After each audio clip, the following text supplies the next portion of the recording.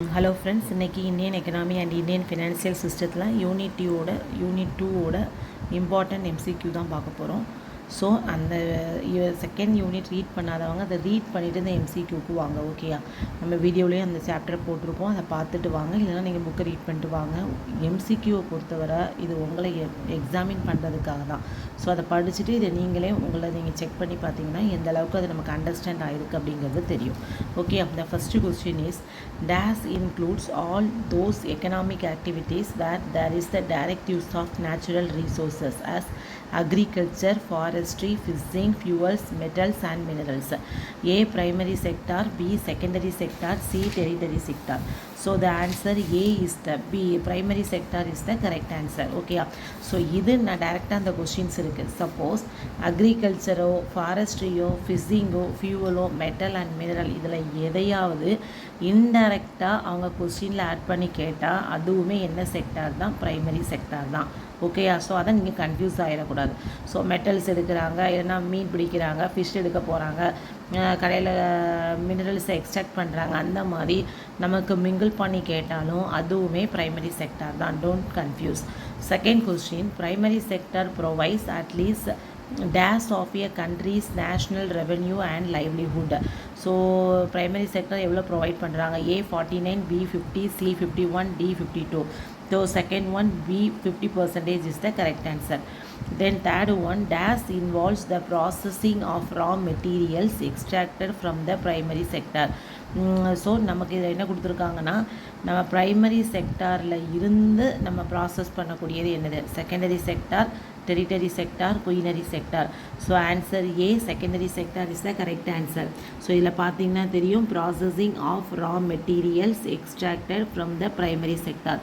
So primary செக்டார்லேருந்து வரக்கூடியது வந்து நமக்கு என்னது? Secondary sector. Then secondary sector also called a industrial sector, quinary sector, quaternary sector and tertiary sector. So secondary செக்டாருக்கு இன்னொரு பேர் என்ன பேர்னா இண்டஸ்ட்ரியல் செக்டார். ஏன்னா அந்த செகண்டரி செக்டாரில் நம்ம செய்யக்கூடியது எல்லாம் எதுனா இண்டஸ்ட்ரீஸ் அண்ட் தென் மேனுஃபேக்சரிங், அது எல்லாமே. So A, fourth one A is the correct answer. Then fifth one, dash is the subsector of secondary sector? Agriculture, manufacturing and quinary sector. So secondary செக்டாருடைய subsector வந்து manufacturing sector. So fifth one B is the correct answer. Then sixth one, dash generates at least half of the country's national GDP and employment. So நமக்கு national GDP and எம்ப்ளாய்மெண்ட்டில் at least half வந்து provide பண்ணுறது என்னது? A primary sector, B secondary sector, C tertiary sector. So B secondary sector is the correct answer. Then dash sector produce services such as education, health care, banking and communication. Produce services அப்படின்னு வந்தாச்சு, அப்போ அது என்ன sector தான்? Service sector. Service செக்டாருக்கு இன்னொரு பேர் என்ன பேர்? Tertiary sector. So dash sector purchase produce services, that is B tertiary sector is the correct answer. Dash are the subsectors of tertiary sector? Quaternary sector, quinary sector, industrial sector and manufacturing sector. So இதில் நமக்கு quaternary sector and quinary sector ரெண்டுமே tertiary செக்டாருடைய subsectors. So that is eighth one, A and B only is the correct answer. Then ninth one, dash known as the knowledge sector? நம்ம எந்த செக்டாரை knowledge செக்டார்னு சொல்லுவோம்? A quinary sector, B quaternary sector, C all of the above. So நமக்கு knowledge செக்டார்னால் அது என்ன sector? Quaternary sector is the knowledge sector. So ninth one B is the correct answer. Then 10th one, quaternary sector have includes teaching, research and development.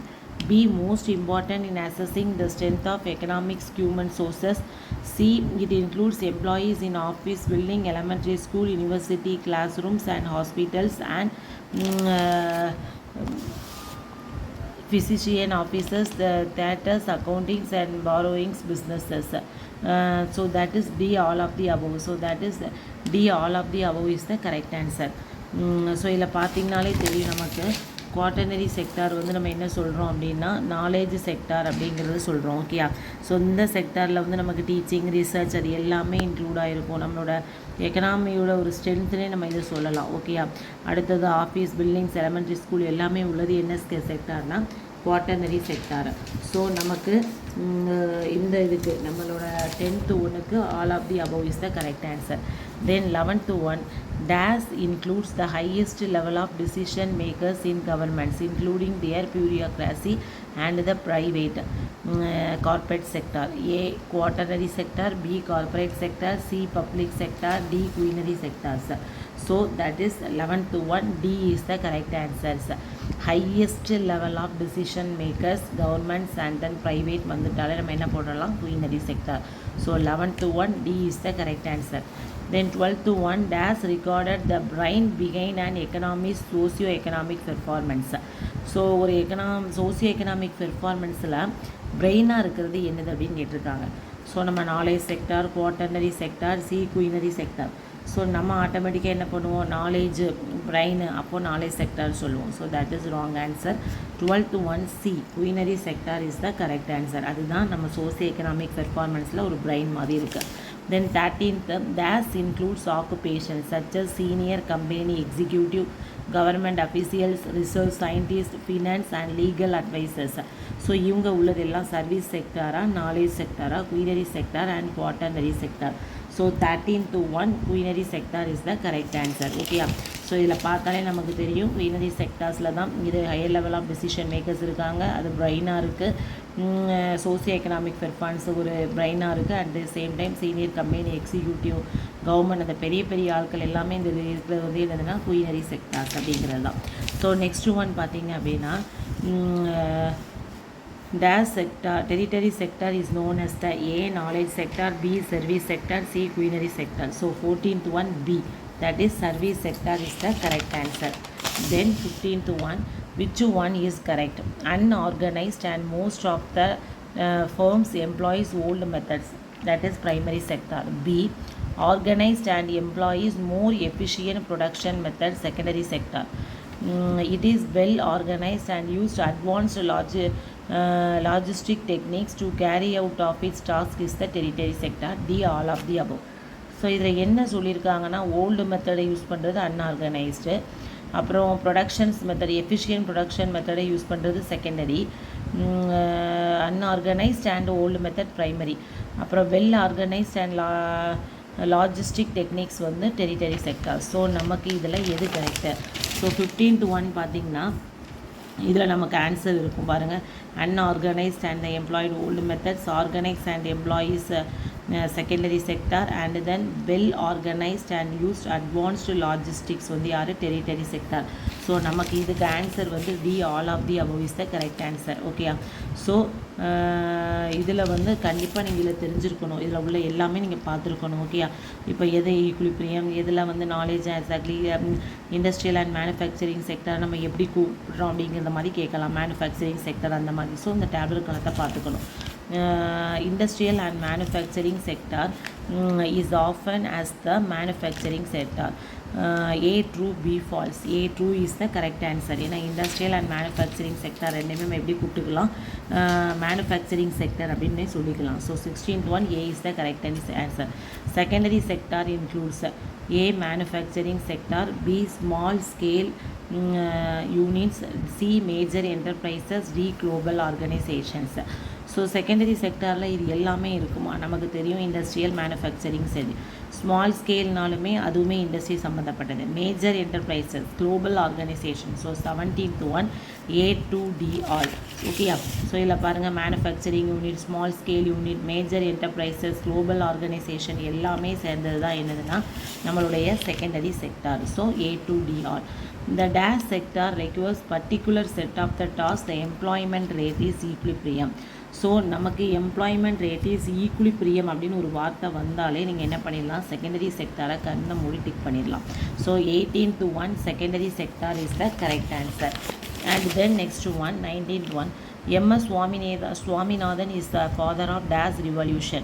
A, green revolution, B, golden revolution, C, blue, D வந்து evergreen revolution. So நமக்கு M.S. Swaminathan வந்து green தெரியும். So எவர்க்ரீனுக்குமே அவர் தான் father. So 19th one பார்த்திங்கன்னா A and D only. Second one is the correct answer. Then which one is the correct? White revolution அல்லது operation flood. So இது ரெண்டையுமே நீங்கள் நான் வச்சுக்கணும். ஆப்ரேஷன் பிளட்னாலும் ஒயிட் ரிவல்யூஷன்னாலும் சேம் தான். ஒயிட் ரிவல்யூஷனுக்கு அனதர் நேம் என்ன அப்படின்னு கூட ஒன் வேர்டில் கேட்பாங்க. So operation flood. ஸோ அது வந்து மில்க் அண்ட் டெய்ரி. எல்லோ வந்து ஆயில் சீட்ஸு, ப்ளூ வந்து fish, silver revolution eggs. All of the above. இதில் எது கரெக்டுன்னு கேட்டிருக்காங்க. நீங்கள் எல்லாமே கரெக்டு தான். ஒயிட்டு வெள்ளையாக இருக்கிறது மில்க்கு வச்சுக்கோங்க. பால் சம்மந்தப்பட்ட பொருட்கள். எல்லோ ஆயில் வந்து எல்லோ கலரில் இருக்கும். ப்ளூ வந்து ஃபிஷ்ஷு, நம்ம கடல், ஓகே, அது ப்ளூ கலர். சில்வர் வந்து அந்த வெள்ளி கலரில் இருக்கிறது எக்கு. ஸோ அந்த மாதிரி கலர் மேட்ச் பண்ணி இதை கொஞ்சம் வச்சுக்கோங்க. So 20th A is all of the above is the correct answer. Which one is the correct? White revolution, Verkis Kurian. White revolution means Operation Blood. Silver revolution, Mrs. Indira Gandhi. Red revolution, Mr. Vishal Tiwari. Golden revolution, Mr. Nirbhak Tudej. All of the above. So இவங்கெல்லாம் யாருன்னா father. So ஒவ்வொருத்தையும் கண்டுபிடிச்ச அந்த இதோட father of the ரிவால்யூவேஷன்ஸ் தான் இவங்க எல்லாமே. So இதில் நம்ம கேட்டிருக்கிறது எல்லாமே கரெக்டு தான். So A to D E all is the correct answer. All of the above. Then protein revaluation is coined by dash. Sam Pitroda, Narendra Modi, Hirlal Chaudhary, Vishal Tiwari. So protein revaluation நமக்கு பண்ணது யாருன்னா Narendra Modi. So B is the correct answer. So that is very very very important question. Okay. Then 23rd question. By the late 1990s, the agriculture sector accounts for dash of total GDP. A 27%, B 14%, C 18%, D 55%. So 1990 லேட்டில் நம்மளோட agriculture sector வந்து total ஜிடிபியில் எவ்வளோ இருந்துச்சு அப்படின்னு பார்த்தீங்கன்னா 18% தான் இருந்துச்சு. So 23 வந்து C 18% is the correct answer. Then 24th வந்து இதில் பார்த்தீங்கன்னா உங்களுக்கு தெரியும் அக்ரிகல்ச்சர் செக்டார் வந்து 18% தான் இருந்துச்சு டோட்டல் ஜிடிபியில் 1990s. Then next one question. Dash is the main unorganised sector of the economy. Industrial sector, B agriculture sector, C service sector. So இதில் நமக்கு அக்ரிகல்ச்சர் செக்டார் மட்டும்தான் ஒரு அன்ஆர்கனைஸ் செக்டாரில் இருக்கக்கூடிய ஒரு மெயினானது எதுனா agriculture sector. So 24th B is the correct answer. In agriculture sector, dash % of the total labor force of the economy. Okay, agriculture செக்டரில் மொத்தம் எத்தனை வேலைகள், எத்தனை பர்சன்டேஜ் டோட்டல் லேபர் இருக்காங்கன்னா 91, 92.5, 93.4, D 95.1%. So 25th C is the correct answer, 93.4%. So இதில் நமக்கு தெரியும் agriculture is the main unorganised sector of the economy is the agriculture. நம்மளோட டோட்டல் லேபர் ஃபோர்ஸ் எவ்வளோனா 93.4%. அதில் தட் மீன்ஸ் எத்தனை க்ரோர் அப்படின்னு பார்த்தீங்கன்னா 40 crore வந்து அந்த அன்ஆர்கனைஸ் செக்டரில் இருக்காங்க. ஓகே. தென் நெக்ஸ்ட் ஒன் வந்து agriculture sector the accounts for dash % of the country's gross value added for the year 2009 to 20 at current prices. So இந்த கரண்ட் ப்ரைஸஸ் அப்படிங்கிறது மென்ஷன் பண்ணுறது பேஸ் ப்ரைஸாக கரண்ட் ப்ரைஸான்னு கூட கேட்பாங்க. ஸோ இயர் வந்து என்ன அப்படிங்கிறதையும் பார்த்துக்கணும். இந்த question very very very important. இந்த agriculture sector, industry sector, manufacturing sector அதில் கண்ட்ரியோட கிராஸ் வேல்யூ ஆடட் என்ன அப்படிங்கிற கொஸ்டின்ஸ் கண்டிப்பாக இருக்கும். So 54.6, 17.8, 28.6, D 34.2%. ஸோ நமக்கு 26th ஆன்சர் பார்த்திங்கன்னா 17.8%. இந்த 54.6% அப்படிங்கிறது டோட்டலாக உள்ளது. That means agriculture and allied activities எல்லாமே சேர்த்து உள்ளது தான் என்னதுன்னா நம்மளுடைய அந்த மொத்த ஒர்க் ஃபோர்ஸில் எவ்வளவு அப்படிங்கிறது. ஆனால் நமக்கு கண்ட்ரியோட கிராஸ் வேல்யூ ஆடரில் நம்ம அக்ரிகல்ச்சர் மட்டும் பார்த்தோம்னா அதில் எவ்வளோ தான் இருக்கும், 17.8% தான் கிராஸ் வேல்யூ ஆடட். இது மொத்தமாக எல்லா ஆக்டிவிட்டீஸும் சேர்ந்தது. ஓகேயா. So answer B 17.8% is the correct answer. To mitigate risk in the agriculture sector, a scheme dash was launched in 2016. Pradhan Mantri Bima Yojana, Pradhan Mantri Fasal Bima Yojana, Pradhan Mantri Awas Yojana. So 27th B is the correct answer. So agriculture செக்டரில் உள்ள ரிஸ்க்கை குறைக்கிறதுக்காக என்ன scheme கொண்டு வந்தாங்கன்னா பிரதான் மந்திரி ஃபசல் பீமா யோஜனா. இதை எப்படின்னு கேட்பாங்கன்னா பிரதான் மந்திரி ஃபசல் பீமா யோஜனா எப்போ லான்ச் பண்ணாங்க, 2016. ஓகேயா. So then 28th question. Dash sector provides self-sufficiency and employment, generates demand for agricultural commodities and produces a ripple effect. A agriculture sector, B industry sector, C service sector. So இந்த ripple effect அப்படிங்கிறதுனால நம்ம என்ன தான் போடணும், industry sector. B is the correct answer. So இதில் பார்த்தீங்கனாலே தெரியும் ripple effect. So B is the correct answers. Industry sector is the correct answer. Then in the India's industrial sector is divided into mining and quarrying, manufacturing, power, gas, water supply and other utility service, construction. So நம்ம industrial sectorல இது எல்லாமே உண்டு. So A to D all is the correct answer. Then which one is the correct? Manufacturingல வந்து 18% total GVA, gross value added. Construction 8% of total GVA. Mining and quarrying 3% of total GVA. Power, gas, water supply 2% of total GVA. So இதில் எது கரெக்டுன்னு பார்த்தீங்கன்னா இது எல்லாமே correct தான். So ஒன்று வேணும், all of the above. So இது எல்லாமே கரெக்டு தான். 18,832 this is the correct answer. So that is all of the above is the correct answer. Then next one, in the industry's share of GVA has increased from nearly 17% in 1950 to 51 to dash percentage of 2021 to 22. So எவ்வளோ increase ஆச்சு அப்படின்னு கேட்டிருக்காங்க. 20, 24, 27 and 29%. So D 29% is the correct answer. So பார்த்தீங்கன்னா 17% இருந்தது, எவ்வளோ percent increase ஆகிருக்குன்னா 29%. So that is 29% is the correct answer. Dash is the period of industrial recovery 51 to 65, 65 to 80, 80 to 91, 91 onwards. So dash is the period of industrial recovery. So 32, that is C is the correct answer. 1980 to 1991 period தான் industry recovery period. So 51 to 65 வந்து industrial foundation, 65 to 80 வந்து period of industrial fall, 80 to 91ல industrial recovery ஆகுது, 91 onwards வந்து post reform period. ஓகேயா? So then next question 33. IIP means investment of industrial production, index of investment product, index of industrial productions. So 33C is the correct answer, index of industrial production. Okay. The next question, dash are considered as core industries. Refinery products, electricity, steel, coal, C crude oil, natural gas, D cement and fertilizers. So இதில் core industries அப்படின்னு எடுத்துட்டோன்னா இந்த 8 ப்ராடக்ட்டுமே உண்டு. So 34A to D all is the correct answers. So இந்த index of industrial production தான் எல்லாத்தோட இதையும் நம்ம கொடுக்குது. அது எந்த பேஸ் இயர்னு கேட்பாங்க, 2010 to 2011. ஸோ இதை கால்குலேட் பண்ணுறது யாருன்னா national statistical office, that means central statistical ஆஃபீஸுமே சொல்லணும். இது எதையும் கால்குலேட் பண்ணணும்னா index of core industries. Okay. Then next one பார்த்தீங்கன்னா dash is an index reflecting growth into broad of mining, manufacturing, electricity and also the use-based sectors of basic goods, capital goods and intermediate goods. ICI, B IIP, C ICP.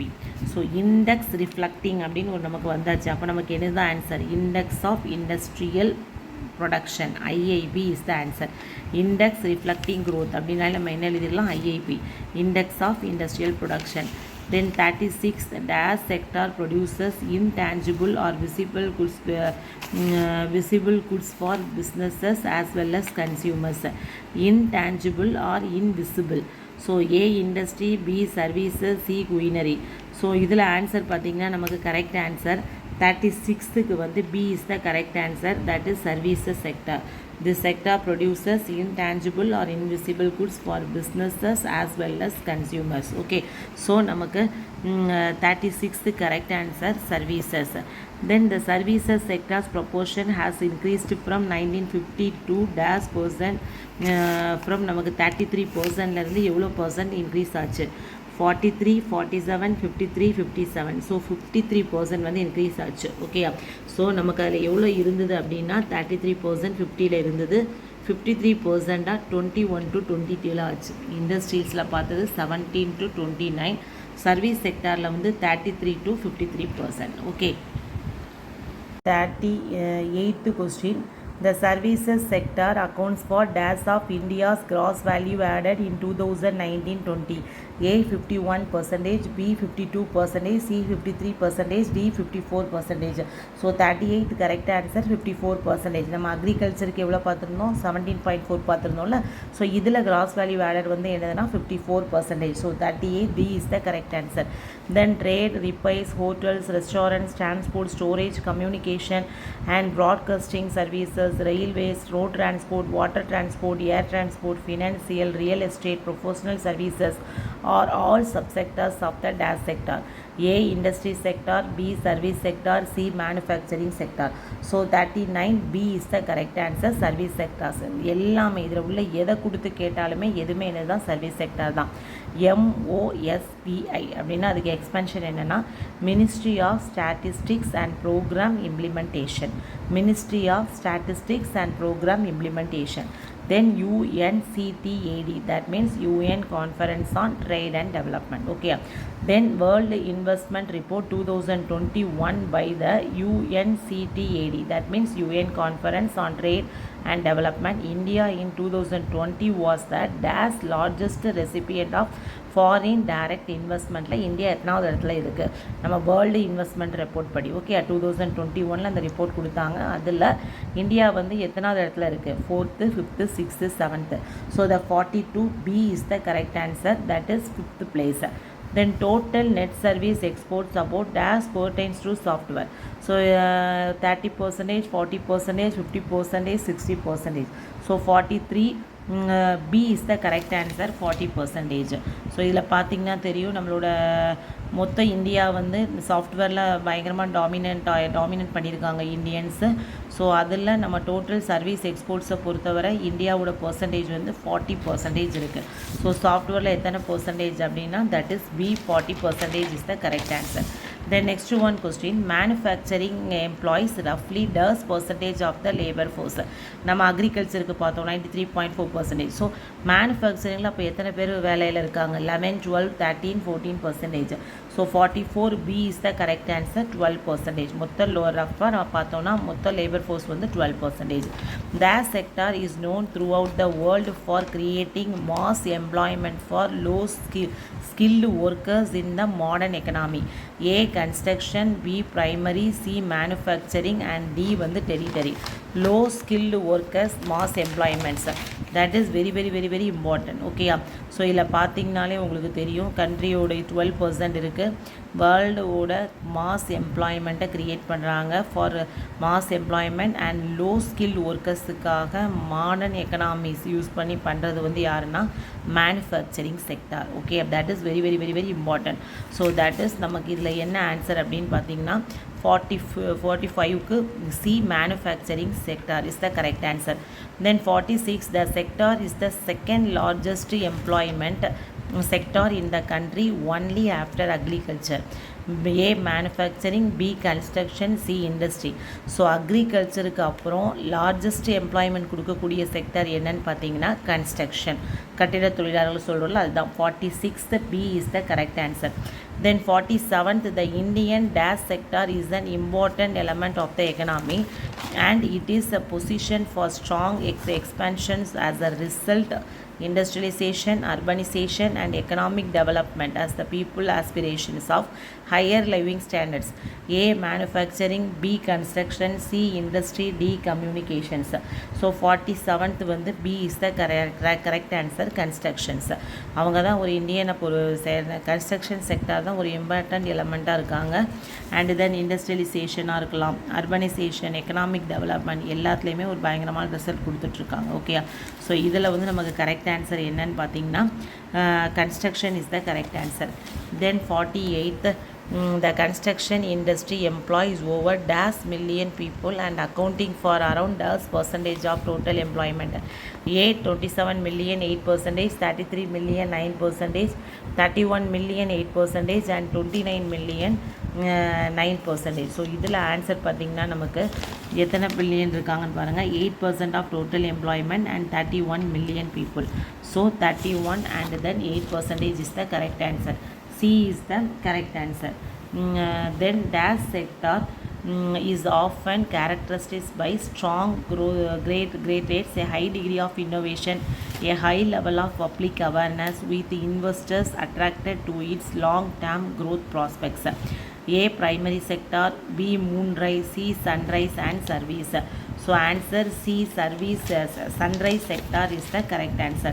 So நம்ம இதில் பார்த்தீங்கன்னா உங்களுக்கு தெரியும் sunrise sectors அப்படிங்கிறது என்ன, அதுதான் நம்மளை வந்து எப்படி ஸ்ட்ராங் க்ரோத் ரேட்டாக இருக்கட்டும், high degree of innovation, high level of public awareness and then investors வந்து அட்ராக்ட் பண்ணக்கூடிய லாங் டேர்ம் க்ரோத் ப்ராஸ்பெக்ட்ஸ் உள்ள செக்டார்ஸ் வந்து என்னதுன்னா sunrise sectors. That is very very very very important question. So that is C sunrise sector is the correct answer. Then next one, green energy, fintech, information technology, electronics, pharmaceutical, automobiles, healthcare, infrastructure sector, retail sector, processing plants and other emerging sectors of the Indian economy are part of the dash sectors. So A. manufacturing, B. industry and the C வந்து sunrise sectors. So இதில் 50th நம்ம answer பார்த்திங்கன்னா sunrise sectors தான். Green energy, fintech அந்த மாதிரி எல்லாமே வந்து நமக்கு என்னது தான் ஆட்டோமொபைல்ஸ், ஃபார்மசிட்டிக்கல்ஸ் எல்லாமே என்னதுன்னா sunrise sectors. So 50th answer பார்த்திங்கன்னா C sunrise sector is the correct answer. Then 51, dash are organised sector.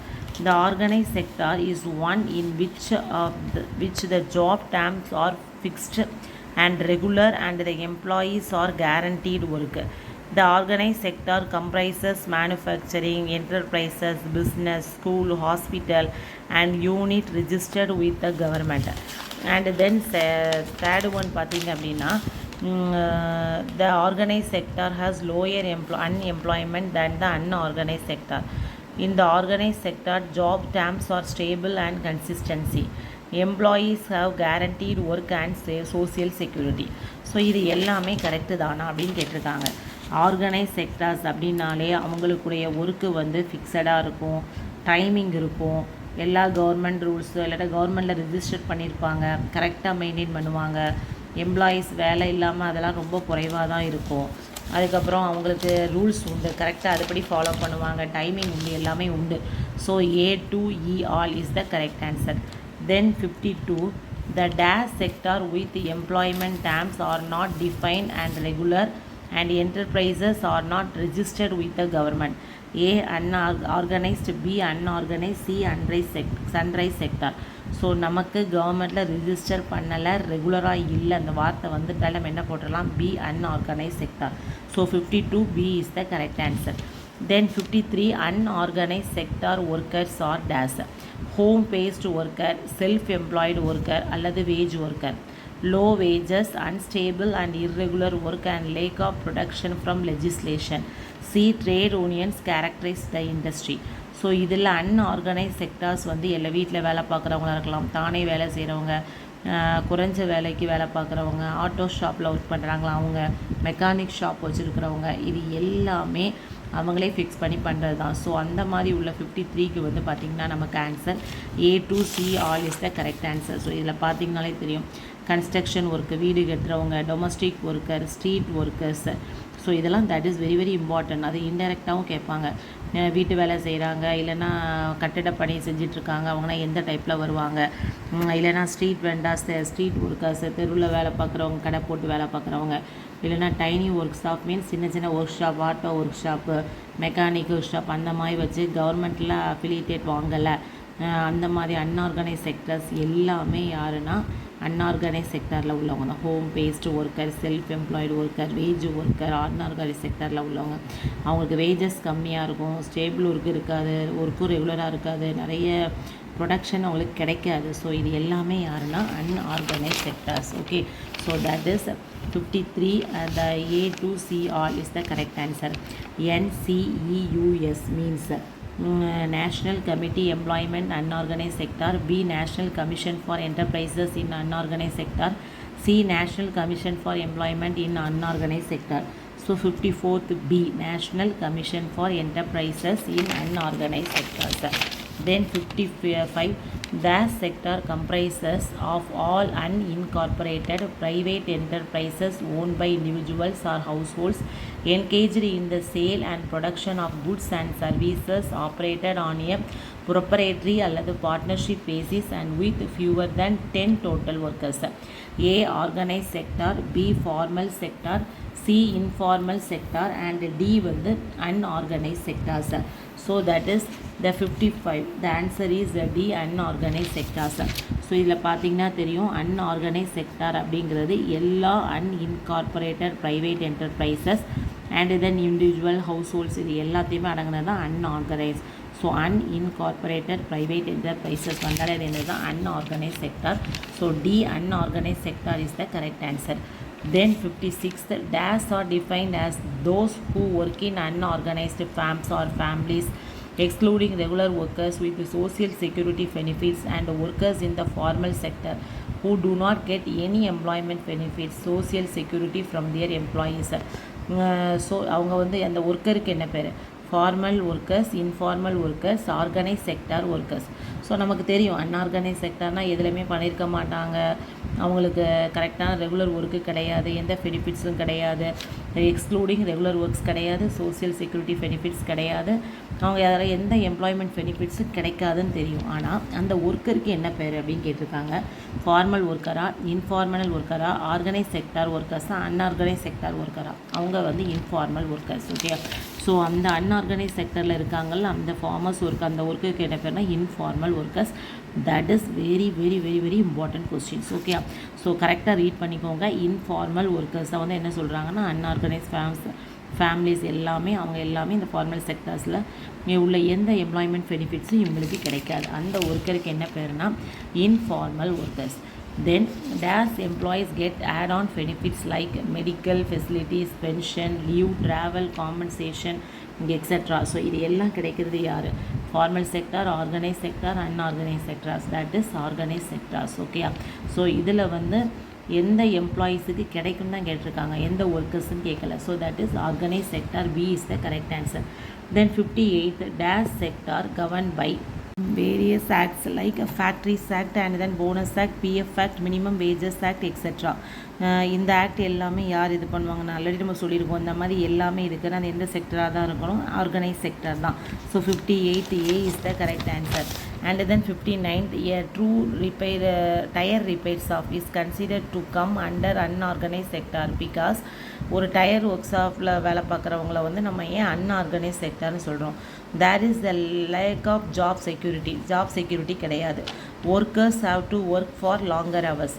There is no provision of paid leaves. அவங்களுக்கு இதில் எல்லாமே கரெக்டு தான். லீவ் எடுக்க முடியாது, அவங்களுக்கு லாங்கர் ஹவர்ஸ் வேலை பார்க்கணும், ஜாப் செக்யூரிட்டியும் கிடையாது. அப்படிங்கிறனால D all of these is the correct answer. அதனால தான் டயர் ஒர்க் ஷாப்போ வேறு எந்த ஒர்க் ஷாப்லேயும் நம்ம வேலை பார்க்குறவங்கள வந்து என்ன சொல்கிறோன்னா அன்ஆர்கனைஸ் செக்டார் அப்படிங்கிறோம். Okay, then which sector was important during the initial stages of development? So ஒரு டெவலப்மெண்ட்டில் ஃபஸ்ட்டு என்ன செக்டார் வந்து பயங்கரமாக ஒரு டெவலப்மெண்ட்டில் ஃபஸ்ட்டு ஸ்டேஜஸில் இருந்தது வந்து agriculture, industrial, service. D none of this. நமக்கு தெரியும் ஃபஸ்ட்டு உள்ள செக்டரில் இம்பார்ட்டன்ட் டியூரிங் இனிஷியல் ஸ்டேஜ் வந்து யாருன்னா A agriculture sector. Then 61 which of the following comes under organized sector? A small shops, C வந்து multinational company, D all of this. So இதில் under organise செக்டர்னா multinational company. ஏன்னா அவங்க registration பண்ணியிருப்பாங்க, அவங்களுக்குன்னு timing உண்டு, இந்த டைம்லேருந்து இந்த டைம் வரை ஒர்க் பண்ணணும் அப்படிங்கிற டைமிங் உண்டு.